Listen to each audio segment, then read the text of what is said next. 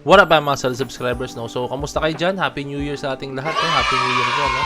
And syempre, no, kamusta? Sobrang traffic na itong mga nakaraan na, no? As in, no? Grabe na, bumalik na po ulit yung traffic. Nakakairita na, no? So, kamusta kayo? And ang sarap na sa feeling, no? Nung holiday, no? Ang sarap pumasok sa office. And swerte nga ng mga government, no? May mga pasok, no? Sana all. May walang pasok sila, no? Tayo mga private employee, depende sa kumpanya, no? As in, nakakalungkot. Okay lang. So, yun. Pero nakakatuwa lang dun is sobrang luwag po talaga ng kalsada, no? Ayun yung parang pinaka-perks po talaga, no? So, ayan. Kamustahan lang naman, no? So, ito guys, meron tayong mga titignan ng mga videos or what, or basta regarding syempre sa ating mahaliman. Okay. So, tara, tingnan natin tignan na itong post po ito. Abante guys, eh, no? Alam niyo na pag abante guys, no? Talagang clickbait to the max. Okay, tingnan natin guys yung photo na to, no? Ay, itong headline nila, itong news nila na to. Hindi ko alam kung ano to. Tara, let's go. Okay, ang sabi din ng Abante guys, no? Shoutout sa Abante, no? Yan, trending sa TikTok ang video kung saan kitang-kita sobrang pagiging ni SB19 Pablo Nas isa kasama niya still Ahero at Josh Collin. Basahin na entertainment news. I-click ang link sa comment section, no? Okay. Yan, nakikita nyo naman dyan guys, no? Pinagigilan daw si Josh, no? Tingnan natin yung article guys, no? Okay, basahin natin yung kanilang article about dito guys, no? Yan, trending sa TikTok ang video kung saan kitang-kita ang sobrang pagiging ni SB19 Pablo Nase sa kasamahan niyang sina Stella Hero at Josh Cullen, no? Aliw na aliw ang fans na nasabing real, kaya agad itong nag-viral na. Although marami ang naawa kina Stel at Josh dahil feeling ng fans na casuals ay sobrang sakit sa pagiging ni Pablo dahil matino masyadong mga dalirin na dumapo sa kanyang balikat ng dalawang kasamahan. Okay, no? Ay, nangyari ba tumakyat, no? Yung kahit nanonood lang araw ay nararamdaman kung gaano kasakit ang bangdiin ng kamay ni Pablo sa balikat at braso ni Stella at Josh. Pero patunay lang daw ito kung gaano kakulit ang mahalima sa isa't isa. Natetake nga kasi nila yung ganong kakulitan. Ayan. Pero ang nakakatuwa, imbes na magalit ang dalawa sa pamamisikal ng songwriter na SB19 ay tinawanan lang nila ang kakulitan ni Pablo. No? Yan, pagpapatunay lang ito na higit sa magkakaibigan ng turingan ng mga hari ng P-pop. Ang nakakaloka, may mga trimedidang netizen na nag-iintriga na puti pa raw SB19 matatag. Na mistulang nagpapatutsada pa sa kilalang grupo na nangangadib na raw magwatak-watak na.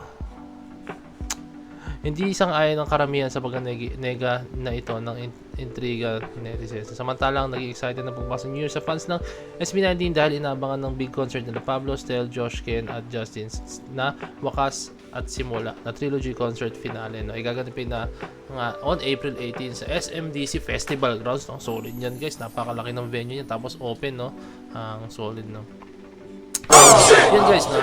Ako guys, ako kung ka-close ko ang isang tao, as in kahit sobrang close ko. Ako nga guys, may mga kasamaan pa ako na kaibigan, as in sobrang kaibigan ko na kukurutin yung dito mo, dibdib parang kukurutin ang ganun or parang meron pa nga yung bad finger ka mga yan, pag sobrang close na kayo, tapos meron mga guys, hahampasin pa kayo dito, no? Pakagagit ka.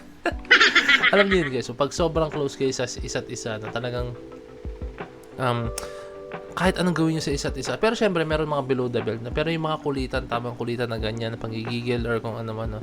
Parang normal yan sa isang magkakaibigan na sobrang close po talaga sa isa't isa, no? So, for me guys, no, doon malaman talaga guys na sobra yung friendship po talaga ng SB19, no?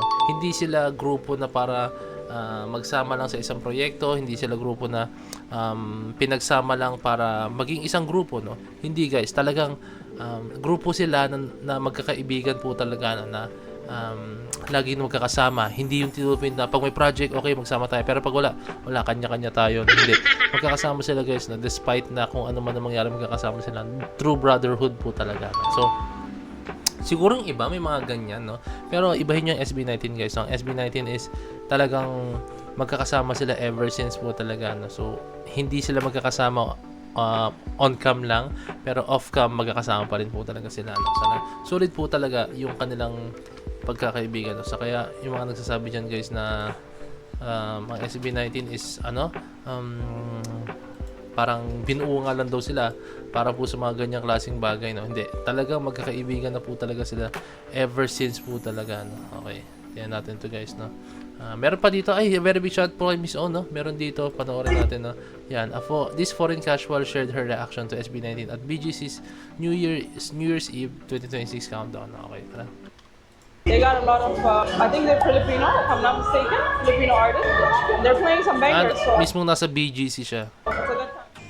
This foreign casual shared her reaction to SB19 at BGC's New Year's Eve 2026 countdown.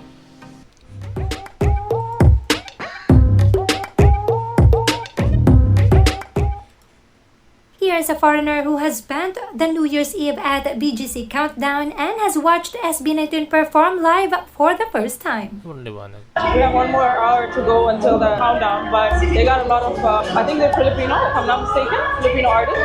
They're playing some bangers, so it's a good time.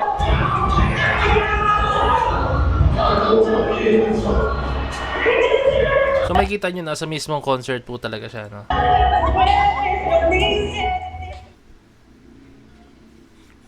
And so, here it goes. Kahit sino pa talaga, kahit hindi pa familiar sa SB19 at kanilang mga kanta, they can never overlook how talented they are, how they can hype the crowd with their energy and performance. And these casuals may or may not become a fan, but one thing is certain, SB19 has made a good impression on them.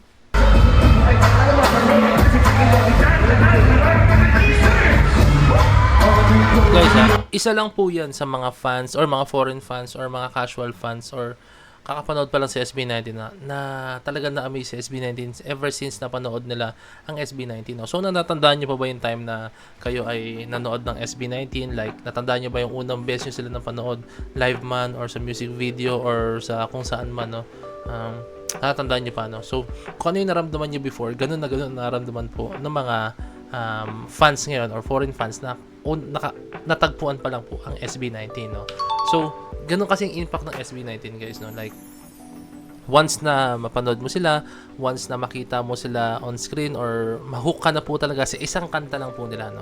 Magtutuloy-tuloy na po yan, believe me, guys, no? Ayun, ganun po talaga yung sa tinagal-tagal ko na pong nanonood ng SB19, sa tinagal-tagal ko na pong nasubaybayan ng SB19, no? Yun po palagi ang mga nakikita ko, no?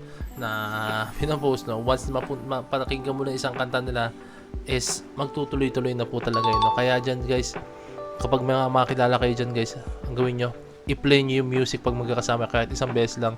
Tapos, believe me, ulit-ulitin na po nila. Tapos, tatanungin nila, ano kanta yan? Sino kumanta yan? Mahok na po sila sa SB19, no? So, yun yung mga techniques, no, guys, no? Pero, tandaan nyo, no? Hindi na kailangan pwerasahin yung mga kaibigan natin na mapakinggan ng SB19. Believe me, guys, darating yung time na mga pakinggan nilang SB19, no? Hindi pa man lahat ng tao, no? Kilala ng SB19, no? Pero yung iba kilala ng SB19 pero hindi pa sila naniniwala sa kakayahan ng SB19. Pero believe me, guys, kung sino man yung mga yan, mga taong yan, no? Pag napakinggan nilang SB19 talaga mag-perform ng live, ay nako, iba po talaga, no?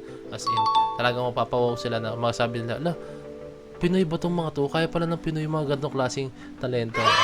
Ganong klaseng mga performance, ganong klaseng production. Okay. So, yun lang, guys. I hope na-enjoy nyo tong video na to, no? And sobrang na-enjoy ko tong video na to dahil meron naman tayong mga naturang bago sa, yan, sa mga sa SB19, sa Mahalima, and sa mga foreign